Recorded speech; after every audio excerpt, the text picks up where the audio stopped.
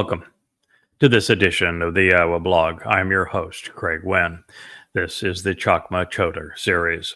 We're continuing now to pursue the ultimate sermon. And I know sermon's a religious term, and I certainly don't want to use it like that. But this is the prelude to which should have been known as the Sermon on the Mount. Has nothing to do with Jesus. It has all to do with the real Messiah and the Son of God, the actual King, the Father of the man that is making this pronouncement. It is the prelude to Solomon's declaration regarding the Nakri, the observant foreigner who would speak on behalf of Yahweh to awaken Yisrael from their collective stupor during this time of rising anti-Semitism beyond what the world has ever previously experienced. And so as we approach what will be the most difficult time in the history of Jews, worse than the Holocaust, worse than the 3 Roman invasions of Judea, worse than being hauled off by the Syrians into slavery, worse than the Babylonian occupation of Judea and destruction of the temple, worse than what Muslims have perpetrated against Israel, although this will be largely a result of progressives serving as Islam's pimps to destroy Israel. The answer is to listen to the Nakri. And as we continue to pursue this testimony regarding Solomon's announcement, we do so in the context of prophecy being fulfilled. I say that quietly and humbly because I recognize something in Yeshaya 17 and 18 a decade ago that indicated that at this time Israel would be dissected at her midsection and forced to accept an Islamic state carved out of her heart. And I deduce this from Yeshaya, Isaiah 17 and 18, and I've been proclaiming it for at least a decade. And then more recently, as I have examined my translations, improved them, and expanded upon my commentary and the insights that can be deduced from Isaiah 17, I've come to recognize that the state of Islamic terrorism that will be awarded to the Fakistinians, which is nothing but a name derived to perpetrate genocide against Jews, will be in effect this year, over the next 12 months. And that's a certainty. And well, I cannot annul, I cannot change what is going to happen. What I can do is be the one who has warned Israelites, warned Yehudim, told Jews and Israelis that this is going to happen so that you're prepared and willing to listen to what the alternative could have been, should have been, that you put less trust in the institutions that have brought you this doom upon you, and that you begin listening at long last to your God. And that's why I am here at this time. The United Nations is meeting the first of next month in New York to discuss the creation of a Palestinian state. And under those circumstances, Israel becomes instantly indefensible. A Palestinian state is the gateway back to the Holocaust. And it is with that backdrop that I want you to listen to this preamble to the ultimate Sermon on the Mount, to what God inspired Solomon to reveal to you so that you would avoid the ensuing calamity. So they ascended with the ark of Yahweh. It's not the ark of Hashem. It's not the ark of blessed be he. It is not the ark of Adonai. It is not the ark of G-D. It most certainly isn't the ark of Jesus. It isn't the ark of Mr. Christ. It isn't the ark of Allah. They ascended with the ark of Yahweh.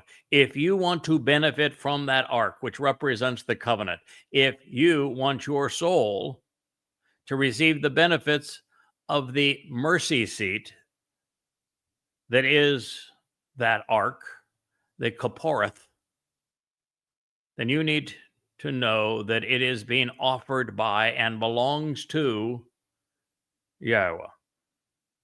I wrote earlier today and did a video underscoring it, that it is impossible to be Torah observant without acknowledging and pronouncing Yahweh's name.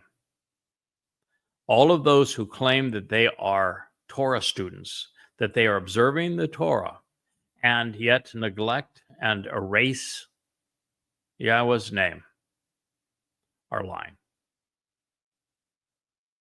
And that would be every religious Jew. That would be every Christian that even studies the Torah. So they ascended with the ark of Yahweh and with the tent of the tabernacle of the restoring witness to the eternal testimony of these meeting times, in addition to all of the set apart and special vessels and implements which, for the benefit of the relationship, were in the tabernacle. The priests and the Loe ascended with them. This is actually prophetic because Yahweh is going to reestablish the tent of the restoring witness to the eternal testimony to fulfill the moed of Teruah and Kippurim on behalf of his people, Yisrael, and it will rise on the Temple Mount once the witnesses arrive and the scars of the dome and of the mosque are removed.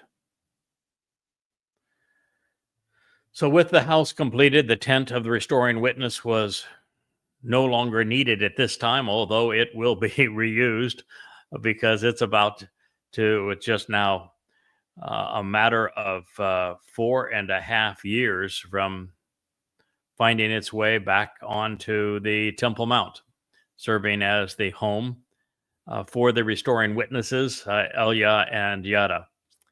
And it will, of course, be gone between then and now, but it will make its debut again.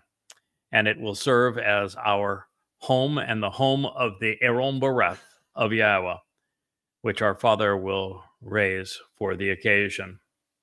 And the king, Solomon, and the entire witnessing community of Yisrael, who had chosen to join together over him, were with him before the ark. And a goat and a bull were sacrificed for the benefit of the relationship. They were not counted or proclaimed, and they were not numbered or apportioned from the many.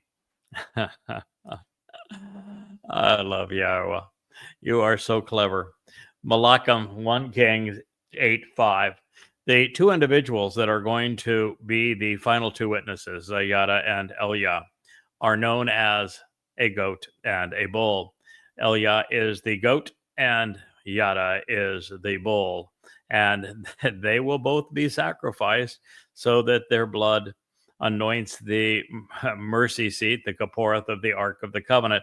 And of course, the bull will be the sacrifice of the Adamah Parah on Teruah that will be orchestrated by the master of ceremonies, known as Elia, who again is the goat. And they will be sacrificed for the benefit of the relationship, but they were not counted or proclaimed, and they were not numbered or apportioned from the many. That's because they are not known for the role that they will play.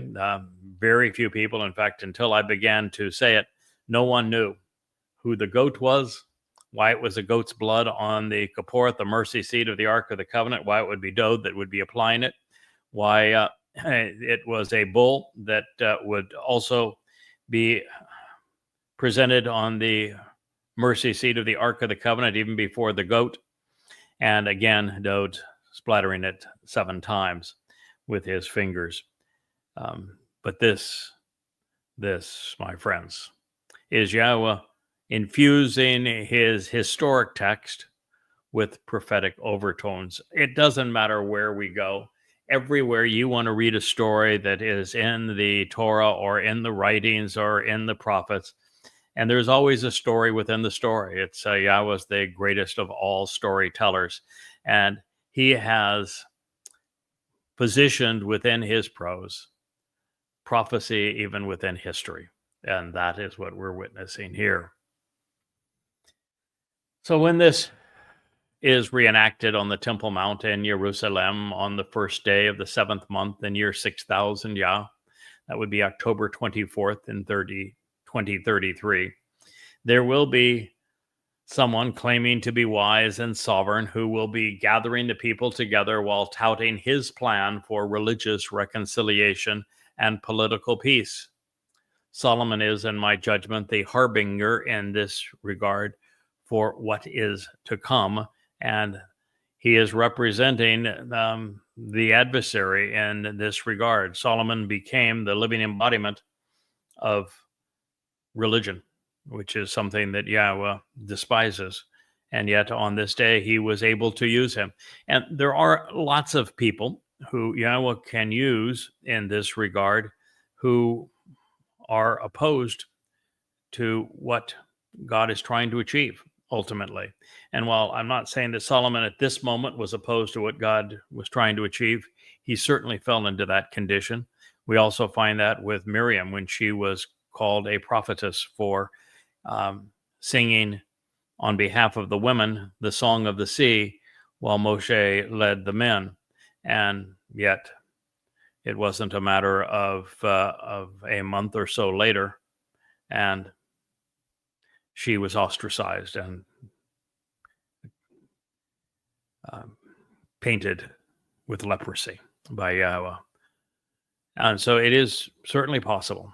It happens in a number of situations where somebody goes from good to bad.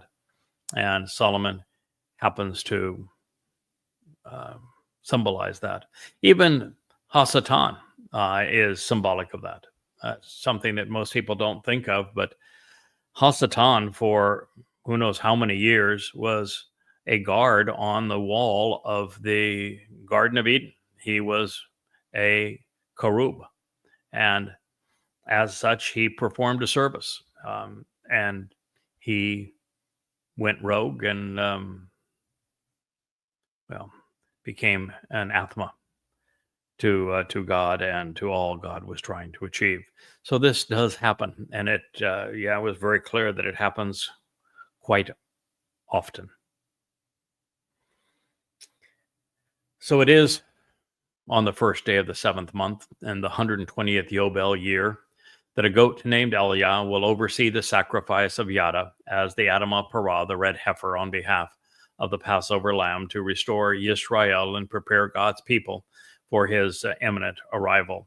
This also suggests something that really isn't overtly stated anywhere, but is certainly insinuated in a number of places, that after overseeing this and then in preparation for Kippurim and Dode's return as the Messiah and the Son of God, our King, that there will be a sacrifice made by Elia as well, and his blood will join mine on the mercy seat of the Ark of the Covenant, as orchestrated this time by Dode, our king. And our goal collectively is that we're restoring God's people. So Yada as the Adamah Parah, the red heifer, serving on behalf of the Passover lamb, will work to restore Yisrael. We're preparing God's people for his imminent arrival. And they are the ones counted among those who have chosen to be with God. And it is the blood of the goat and the bull that anoint the mercy seat, the Kapporeth of the Ark of the Covenant on Kippurim, when Dode returns with Yahweh on Kippurim, the 10th day of the 7th month, 6:22 p.m. as the sun sets in Jerusalem, the 2nd of October, 2033. Now, as we consider this prophetic overture regarding our future, now that the morning of September 23rd, 2033, Elia is going to be acting in the role of a Cohen, as he follows the Torah's Numbers 19 instructions relative to the sacrifice of the red heifer to restore the children of Yisrael. Actually, it'd be the morning of September 24th. September 23rd is that evening will be the Teruah ingathering. The 24th will be the sacrifice of the red heifer, both Teruah. The priests arrived and brought the Ark of the Covenant of Yahweh to its innermost place of the word of the family home, to the most set apart place, to under the wings of the cherubim. Interesting the way this is phrased. Malachim, 1 Kings 8:6. The priests, of course, were prescribed by Yahweh to serve God's people by orchestrating these kinds of events and administering the agenda and festivals of Yahweh so that the people would understand them and benefit from them. God needs people set apart to explain his Torah and to do the various things that are orchestrated and explained in the Torah. And that's what the priests are doing here. And the Ark of the Covenant of Yahweh, and this is the Eth Aaron Bereth Yahweh. So this Ark of the Covenant family of Yahweh is positioned in the innermost place of the word, El Makom, which is a place. It is an office. It's the source of all things. And it's Debir, which is a derivation of Debar, of the family home. And so if you were not aware that Bereth, covenant, is a derivative of Be'eth, I should say, family and home, here it is. The only difference between Bereth and Be'eth is the Rosh in Hebrew, which is depicted as the head of a individual, ears, eyes, brain, listening, seeing, thinking. So the Be'eth is a thinking man's family. The family of those who listen, who observe, and who ponder what they have perceived. But they are related terms. And so this Ark of the Covenant is being brought into the innermost place of the word, the message of the family home. And it is a symbol of the covenant of Yahweh. It goes to the most set apart place, which is Kodesh HaKodesh, the most set apart. And that means there is no other place more unique, more special, more separated from the things of man, like religion and politics. And it was under the wings of the cherubim. The cherubim wings sit on the sides and back of the mercy seat of the Ark of the Covenant, and they also sit in the corners of the most set apart space within the temple itself, the home for Yahweh's name, and that their wings go against the back wall and they come out on the side walls. So you see a replica of the cherubim wings on the walls, back wall, like this, and then on the side wall, coming to me, I'm doing this wrong for the camera, but side walls and then the back walls for the both the set apart place within the home for Yahweh's name, and also on the sides and the back of the mercy seat of the Ark of the Covenant. In other words, the thing called the Holy of Holies, the most special place within the temple, the home for Yahweh's name, that room and the one object that sits within it, the Ark of the Covenant, share much in common. One reflects the other. I think we should be anticipating cherubim to not only protect the Aron Bareth of Yahweh within the Oel Moedim tabernacle of the restoring witness in 2033, but also to be playing a role protecting the witnesses. Now, currently, the witnesses, this witness, Elia, is still in Shamaim. He will be brought back in a matter of 4.5 years.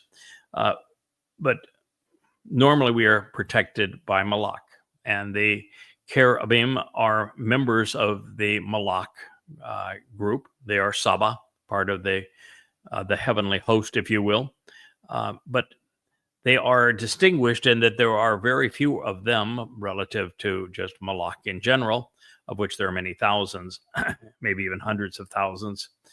And while they all perform for Yahweh, doing what Yahweh wants, protecting those and supporting those, Yahweh designates, being the eyes and ears, even sometimes the mouth of Yahweh when necessary, because Yahweh is 7-dimensional, can't enter our 3-dimensional realm here in the material world.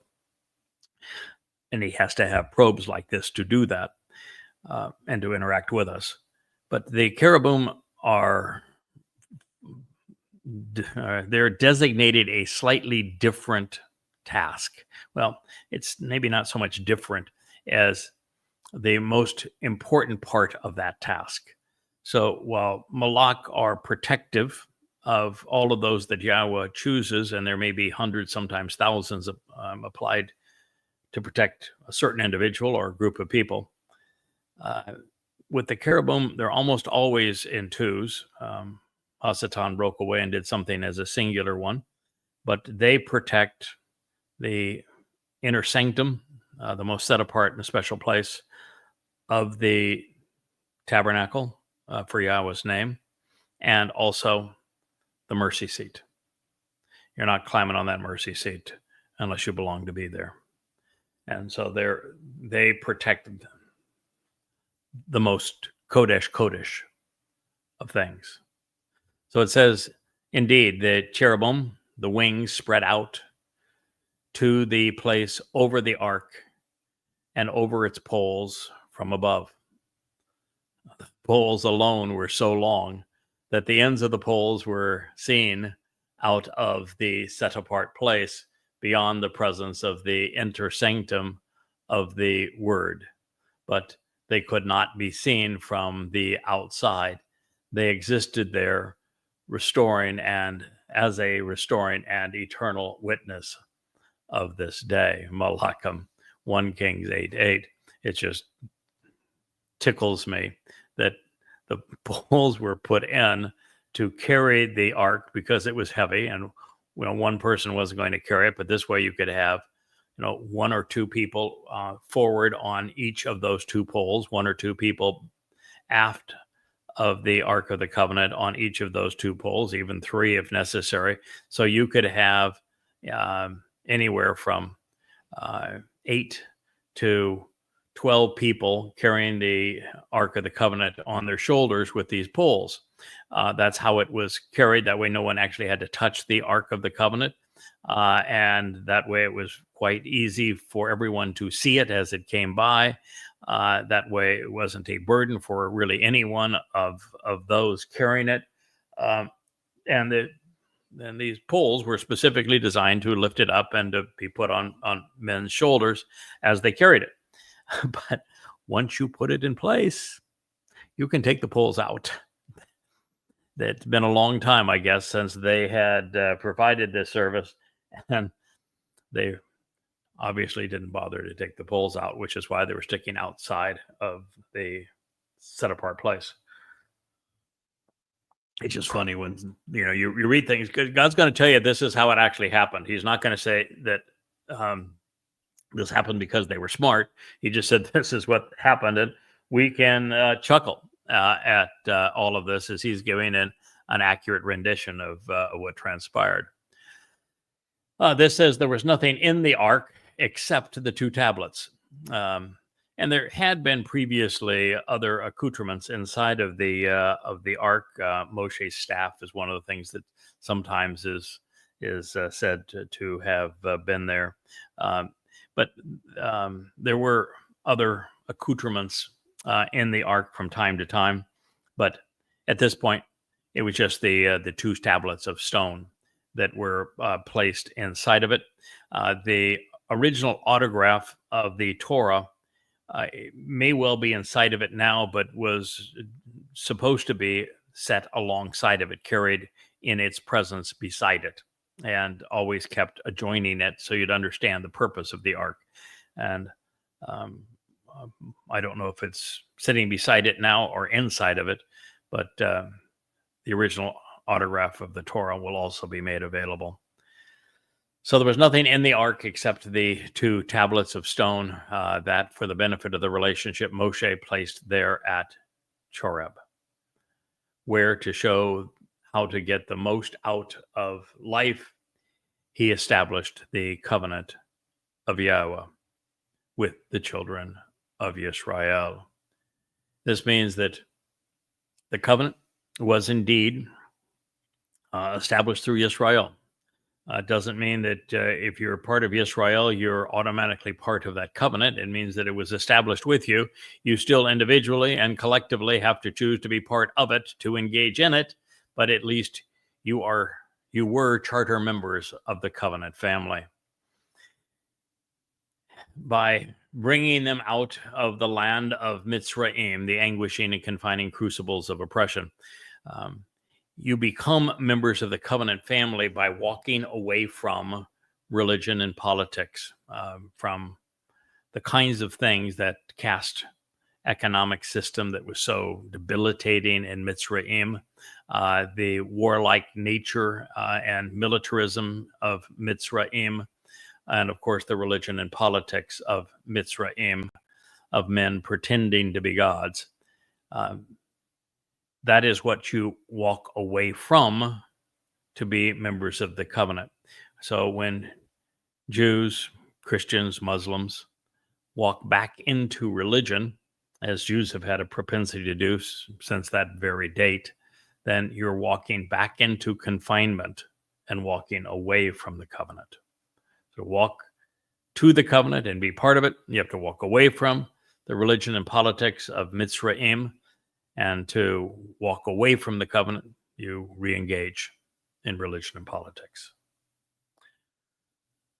Now, as for me, I'm, of course, looking forward to seeing both the Ark of the Covenant and those tablets, along with the original autograph of the Torah, all of which will be revealed by Yahweh while his witnesses are in Jerusalem.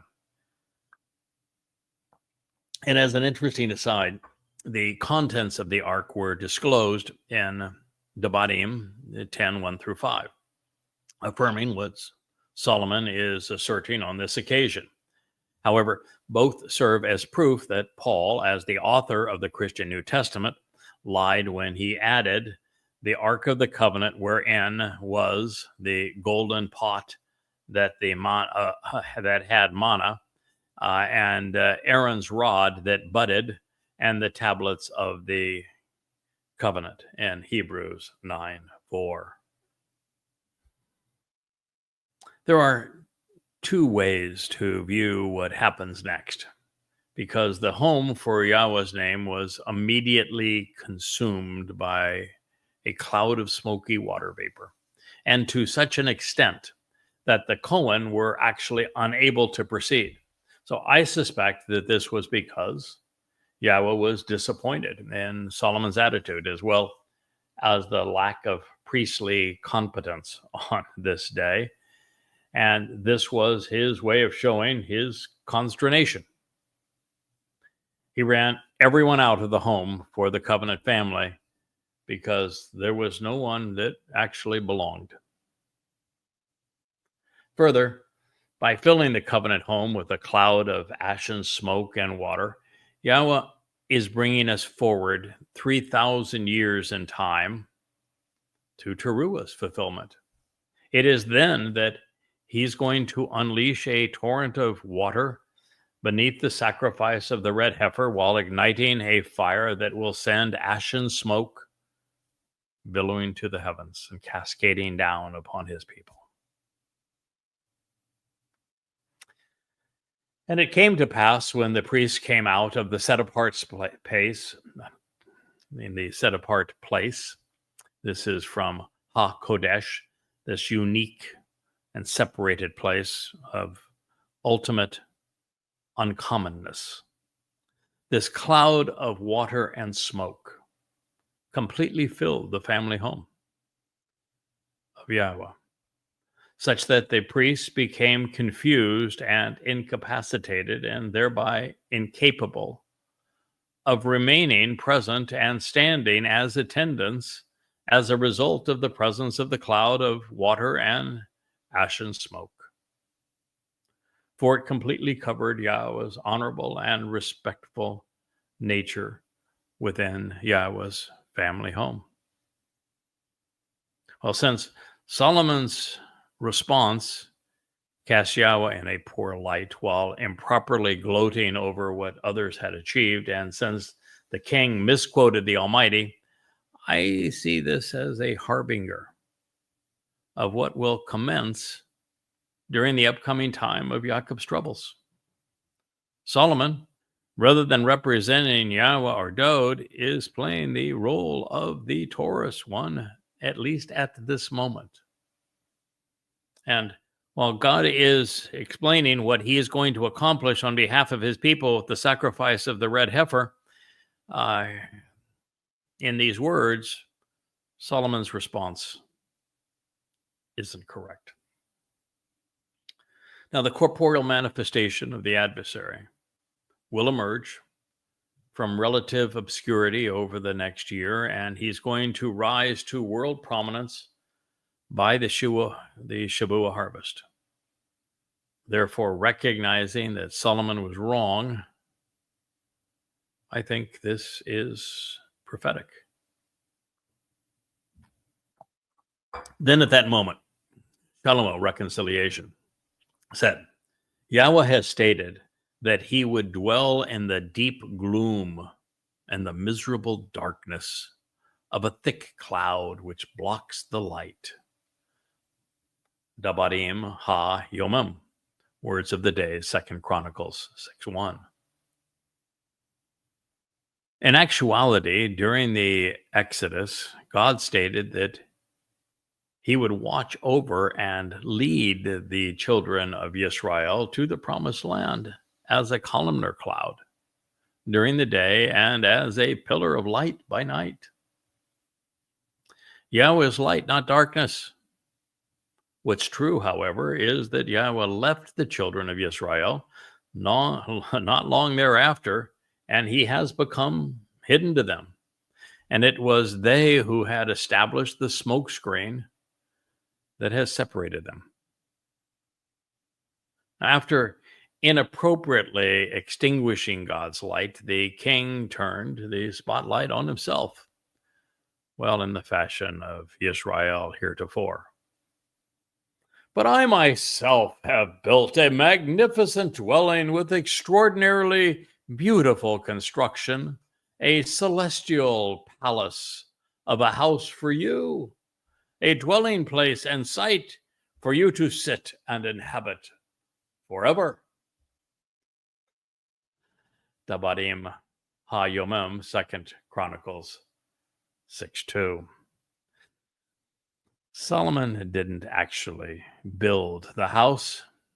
The support beams, stonemasons, and lead contractor were all from Lebanon. And the house was actually understated, not grandiose, all in keeping with Yahweh's persona.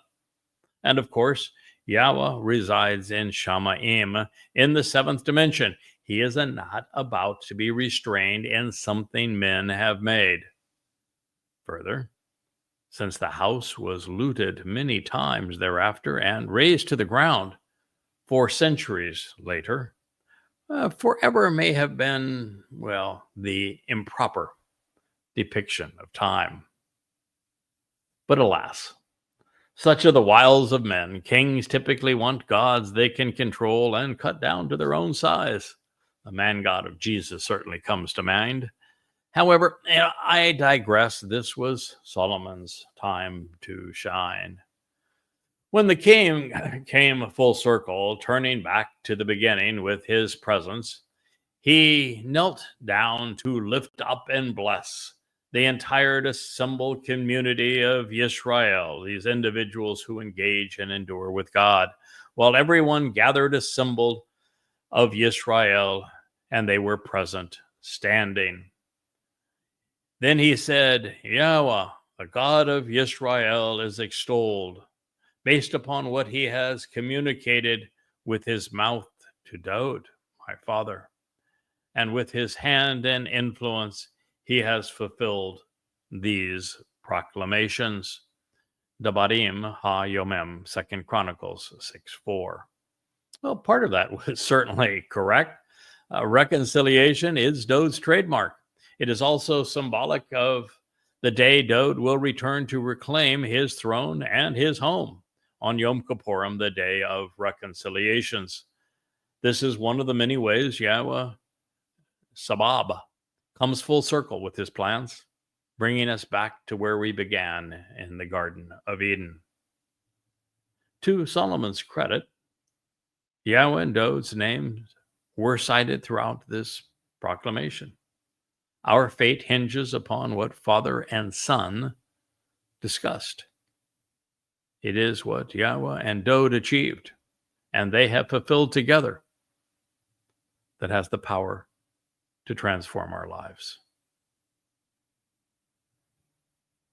Well, it has been 4 centuries since the chosen people were freed from religious and political persecution in Mitzrayim at this time, but it was still fresh on everyone's mind. For it was said, from the day that, for the benefit of the relationship, I brought out my people from the realm of the crucibles of troubling confinement and oppression, I did not choose a city from among all of the tribes of Israel to build a home for my name to exist there. Further, I have not chosen a man to exist as a worthy and conspicuous, announced and acknowledged leader over my people, Israel. 6:5. This was not stated in the Torah, which means that Shlomo was ad-libbing. Yahweh disclosed to Abraham and Ishak that he would build his covenant on Mount Moriah, which is now in the heart of Jerusalem. And the Torah clearly states that the Moedim would be fulfilled in the place where Yahweh's name would dwell. Further, Moshe was a valiant and heroic leader of Israelites during the Yatzah. And his most famous prophecy is found in Devarim, words 18, and it points directly to and discusses, describes, and is prophetic of David.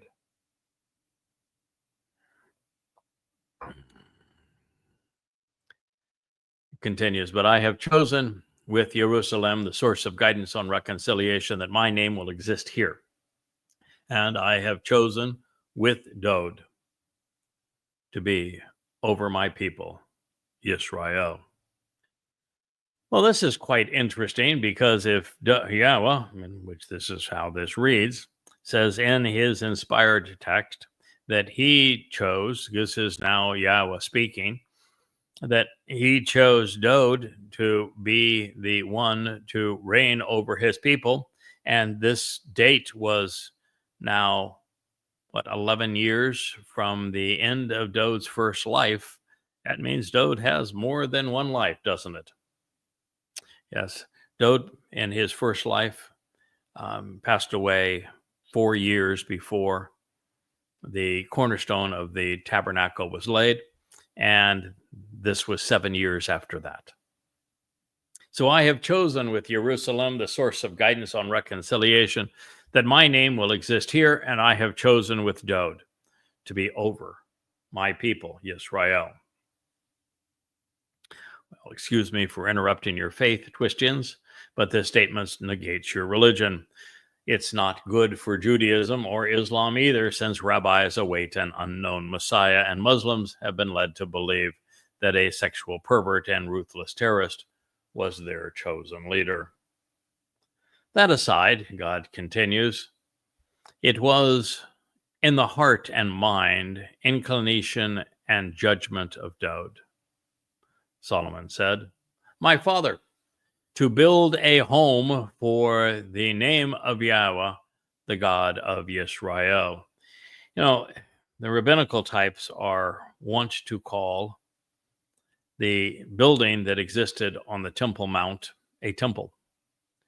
I'll bet you've never heard a rabbi ever say that the building was called a home for Yahweh's name. And yet, here in the writings, 2 Chronicles, that's the name.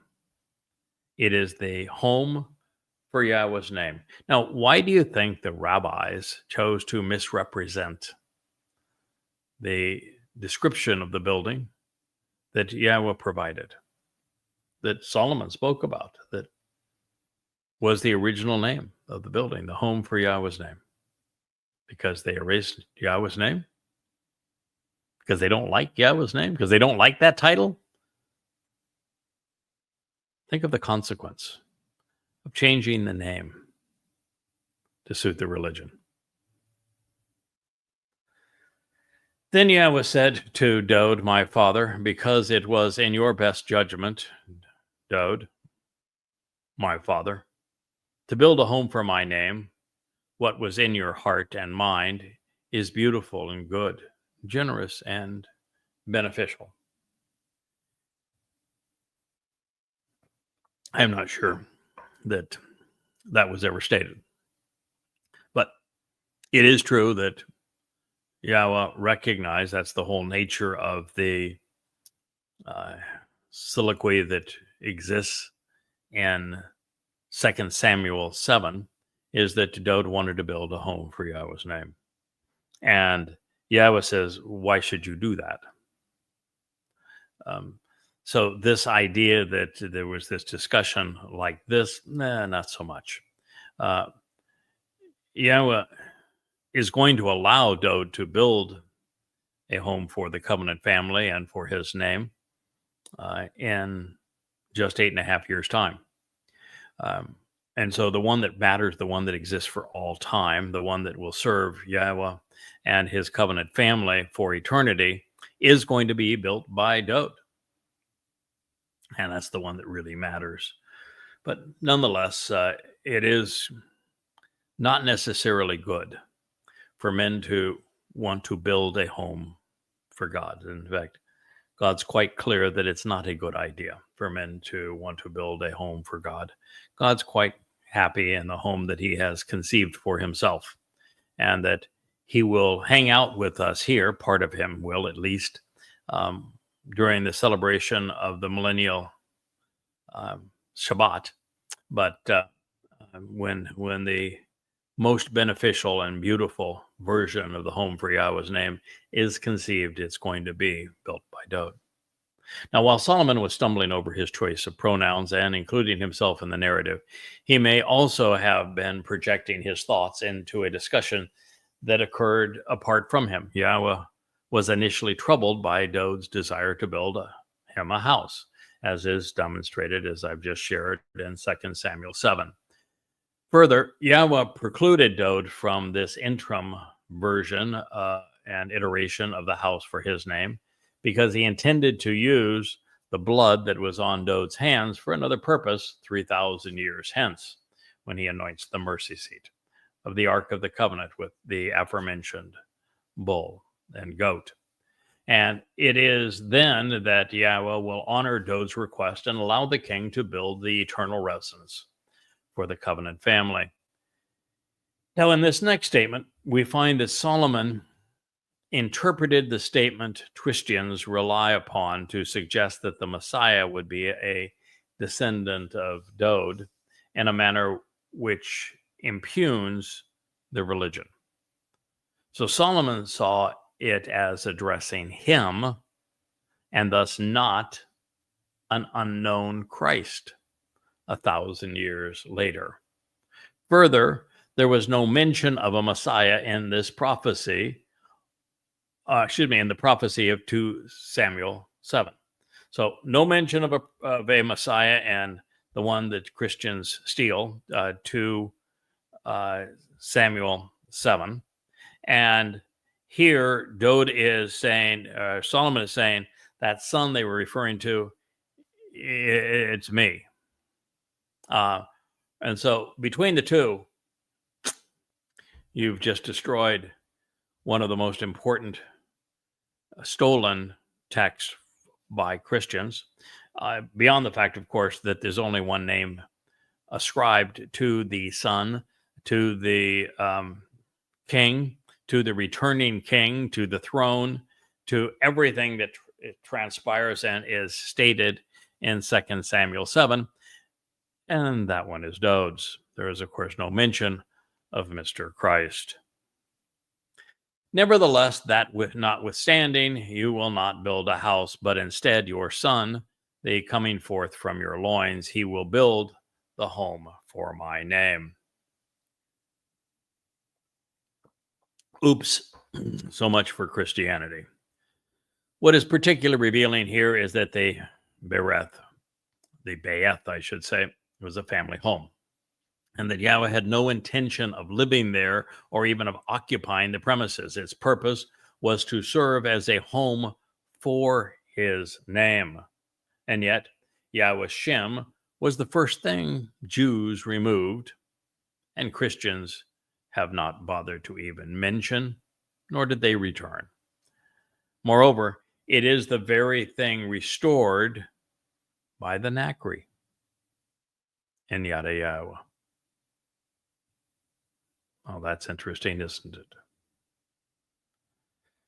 Now, Yahweh has taken a stand to establish and fulfill this statement that, for the benefit of the relationship, he has spoken. And I have taken a stand to establish and fulfill beneath Dode, my father, because I sit on the throne of Yisrael, as Yahweh spoke, and I have built the home for the name of Yahweh, the God of Yisrael. 6:10. I have placed there the Aaron, the ark, which beneficially and relationally is the Bereth, covenant of Yahweh, to show the way to get the most out of life and to cut with the children and establish with the children of Yisrael. So Solomon was actively proclaiming Yahweh's name. He knew the building was a Beyath Shem, a home for the name. He recognized he was in position due to this relationship Yahweh developed with his father, Dod. That's the only reason he was here. He was aware that the Ark of the Covenant was to be housed within this place because of the relationship Yahweh had with his father, Dod. It all comes back to Dod as the centerpiece of the covenant and of Yahweh's home, of his family. In 1 Kings 8 and again in 2 Chronicles 5, it is affirmed that the Ark of the Covenant was carried by the priests from the city of Dod, along the ridgeline of Zion and into the Beyath Shem. It was placed in the Kodesh Kodesh during the Chag of the 7th month, which would begin with Teruah and progress through Kippurim to Sukkah. The image cast is that of Solomon standing and then kneeling upon a platform that he had built to serve as the Mizbach, the altar, to ponder the implications of the sacrifice of Yahweh. It is germane to this story because it will be in a replica of this altar that the carcass of the Adamah Parah will be placed and then burned on Teruah to heal the adulterous woman of Israel. And he was present, standing before the presence of the altar to ponder the implications of the sacrifice of Yahweh, conspicuously in the presence of the entire gathered community of Israel. Then he spread out the palms of his hands. Solomon made a bronze platform to be used as a cauldron and a basin, and he offered it as a gift within the inner court, it being 5 cubits or 8 feet long and 5 cubits or 8 feet wide, while it was 3 cubits or nearly 5 feet tall. And he stood on it, and he knelt on a knee conspicuously before all of the assembled of Yisrael, and he spread out the palms of his hands towards the heavens. Dabadim ha-yomim, 2 Chronicles 6:13. Not only will the bloodied body of the Nakri sit within this elevated basin, it is replete with 2 features relevant to the herald's mission. First, there is a ramp integrated into the design, serving as the raised path of the voice of Yahweh, and that he is asked to clear of obstacles, since it leads through this sacrifice to God. Second, there are horns on the corners, 2 representing the ram and a pair representing the bull, Dod and Yada, the 2 men slated to sacrifice their bashar, their bodies, for the good of the people, one during the spring, the other during the fall, Moedim. And he said, Yahweh, God of Israel, there is nothing like you, God, in the heavens and on the earth, considering and exploring the Bereth covenant, and the one showing unfailing love and devotion, genuine favor and affection to your co-workers who walk toward your presence with all of their thinking and emotions, their judgment and motivations, who, for the benefit of the relationship, closely examine and carefully consider the approach of your co-worker, Dod, my father, that to reveal the way you spoke to him. Head and heart, exercising good judgment, for the benefit of the relationship, closely examine and carefully consider the approach of Yahweh's co-worker, Daud, what he said and what he did, particularly as he foretold and then honored his sacrifice as the Passover lamb, as the one who carried out the promise of matzah and fulfilled Bekorim as the Bakor, firstborn son. You spoke with your mouth and with your hand, and you have fulfilled the essence of this today. Yahweh spoke through the mouth of Moshe and through the hand, the influence of Daud. And that is what has led to where Solomon was now standing on the Temple Mount before the home for Yahweh's name. The entrance to the covenant, where the Ark of the Covenant and the mercy seat were now placed. There is only one firstborn son of God, one returning king, and only one man who can be properly recognized as the most important of Yisrael's and Yahweh's Ebed, co-workers. But since Ebedim was plural, we would be wise to consider the one who would show the world how to walk towards Yahweh's presence through the recognition of how, when, where, why Daud fulfilled Chakmah Choter. It is not a coincidence that the first to discover and share Daud's lives and lyrics and contribute to our lives and words is the Nakri that is foretold in this same Sermon on the Mount. Then, if only they had, what a wonderful world it would be, is the lead-in to this next statement. For therefore, Yahweh, God of Israel, observe on behalf of your co-worker, Daud. My father, what you, for the benefit of the relationship, spoke to him to say, not will cut off for you a person from before me to sit on the throne of Israel, if only under the restrictive condition your sons observe, closely examine, and carefully consider their way to walk in my Torah guidance and teaching, instructions and directions, consistent with the beneficial way you have walked before me. 2 Chronicles 6:16.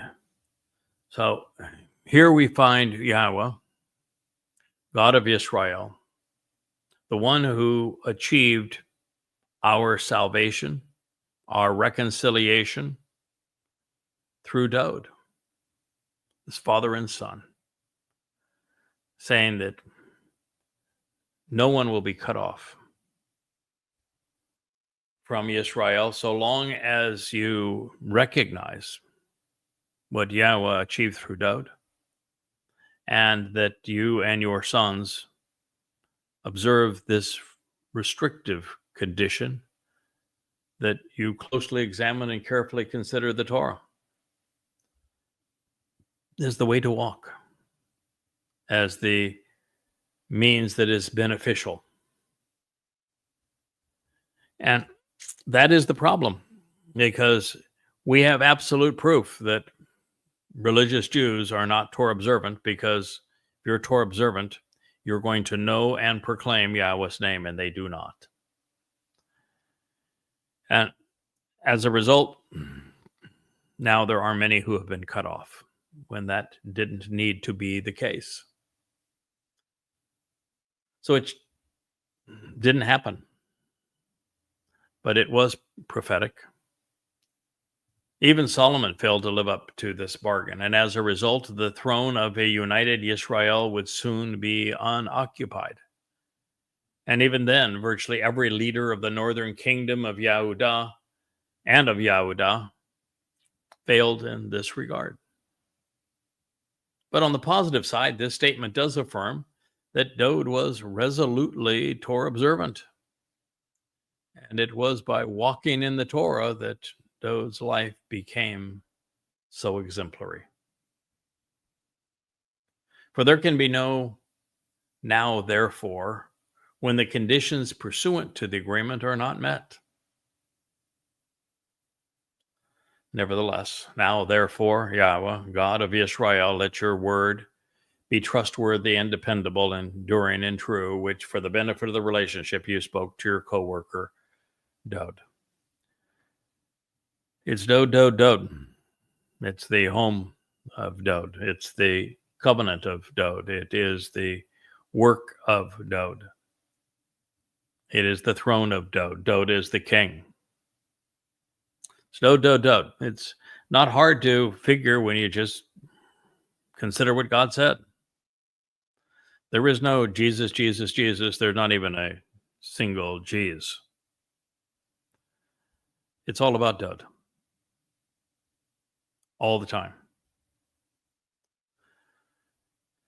Since Amon here as a verb was conveyed in the jussive volitional mood, which is trustworthy, Solomon is saying that he and those gathered before him wanted Yahweh's testimony to be truthful and dependable. And while that may have tickled the ears of the faithful and religious, it was an inappropriate thing to say. It implies that God has the option of reneging on his promises and of being misleading. It creates the impression that Yahweh can be disingenuous and capricious should he choose to be, both of which, by the way, are required for Judaism, Christianity, and Islam.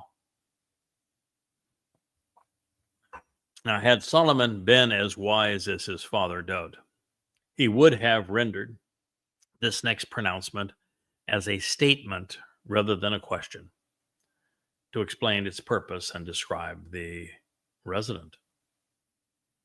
Except, is it actually possible for God to dwell or sit with the men like Adam of the earth? 2 Chronicles 6:18 in part. Well, yes, it is possible for some aspect of God to dwell with his covenant family on earth. That is what occurred between Adam and Yahweh in the garden. It is the point of the Mikre and particularly of Kapporim and Sukkah. This is something Solomon should have known, since his father will serve as king over the earth when he returns with Yahweh and the planet is transformed back to the conditions experienced in Eden. So behold, the heavens and the heavens of the heavens cannot hold or contain you, so much more by contrast this house that I have built. Well, that's partially true. But Shamaim, the heavens, and the heavens of the heavens are not like Sheol, and therefore it's not like a prison, and therefore it's not a containing vessel. And yes, a seven-dimensional being like Yahweh can exist within a seven-dimensional realm like Sheol, like Shamaim. That's why he created it that way. Sheol is a one-dimensional realm. Shamaim is seven. So Yahweh absolutely can fit within the home that he built for himself in seven dimensions. So who knows what point that Solomon was trying to make here. Maybe he just wanted to sound poetic. But even though Shamaim is limitless in the seventh dimension, it does not have the capacity to cool, hold, or contain anyone. That's not its purpose. Further, while we exist in 3.5 dimensions as physical beings encumbered by bodies, when we become akin to light, we will be liberated in space-time. And it is my conclusion, having studied Dowd's 19th Mizmor, that the universe is a 6-dimensional construct and that Shamaim exists in the 7th dimension. Now, while all of Yahweh, as a 7-dimensional being, won't fit in the six-dimensional physical universe that he created, much less on Earth or in a house or, of course, within a corporeal body, there is a solution which achieves his desired result. A tiny portion of spiritual energy can be transformed into matter. Thus, a body through Einstein's equation E equals mc squared. Then Yahweh, like all living beings capable of observing and responding, well, he also has a nephesh soul, and it serves this purpose. When it is placed within a spiritual or a physical being, it projects Yahweh's personality, his individuality, his characteristics and character, his memories even, his experiences and his ambitions. That's somewhat like an avatar. This is how Yahweh walked in the garden with Adam. It is how he dined with Abraham. And it's how he's going to return with Dowd. Now, it's also telling in this regard that it was by reconstituting Dowd's Bashar corporeal body through his DNA and then inserting Dowd's Nefesh consciousness into it that the king was able to fulfill Pesach, Matzah, and Bikurim. This is how Yahweh will dispatch Yada and Elia from Shamayim to earth to serve as witnesses. This is not complicated for God. Now, as we proceed, we are confronted by one of the more challenging Hebrew terms. It's tefillah. It is routinely rendered as prayer in English Bibles, even though its etymological basis suggests no such thing. Confusing the issue, the popular, I should say, Strong's Hebrew lexicon claims that tefillah was based upon pala, which is to intervene, intercede, and mediate. However, the more reasonable deduction, this is something that my buddy and fact checker Mike was able to pursue, and I think has a highly legitimate point here, is that it's more likely predicated on pala, to be distinct and separate, distinguished and wonderfully uncommon, even palak, which is to revere and to serve. We expand our consideration by pondering the ta prefix. It could be a contraction of ta'ah, to err, and to wander away, with the ain, and thus unlikely. Ta'ah, to mark and point out, with the aleph. To, to desire, or ta, room or chamber. Now, considering all of this, the most reasonable deduction from the component parts would be to render tapela as to point out the means to be distinct and separate, set apart and wonderfully special. Also possible, but maybe a little less probable, it means to mark out the way to intervene and intercede. But either way, there is no Hebrew word for pray or prayer because Yahweh solicits neither. Now, we'll share this as our concluding comment here in this episode. Yet you turn to face and appear to point out the means to be distinct and separate, set apart and uncommon, to your coworker, and for his plea and petition for favor, Yahweh my God, for listening to the rejoicing shouts, and by pointing out the means to be distinct and uncommon, such that your coworker meditates, arbitrates, mediates, and intervenes to approach your presence. Your eyes will be open to the house, day and night, to the place where you said to have placed your name there, so that you can listen to the request to be distinct and separate, set apart and uncommon, such that your coworker pleads for intervention upon this place. This is Dabarim HaYomim, 2 Chronicles 6:19 and 6:20. This is a a perplexing series of statements, and we'll spend most of our time analyzing at the beginning of our next program. But just as a bit of a send away, first thing you have to realize is that the person that has repeatedly been called the Abed of Yahweh is Dode, not Solomon. And and so it is Yahweh who does, in fact, recognize that the means for us to be set apart, for us to be uncommon, for us to be drawn to Yahweh away from religion and politics, is to recognize what Yahweh achieved with his coworker and the plea and petition for favor that Yahweh made possible by listening to and working with Dode in this very distinct and uncommon way, such that his coworker, Dode, was able to arbitrate and intervene so that we could approach God's presence. So, with that thought, I bid you adieu for this episode of Chakmah Choter. I thank you for listening and look forward to being with you as we rejoin. Good day.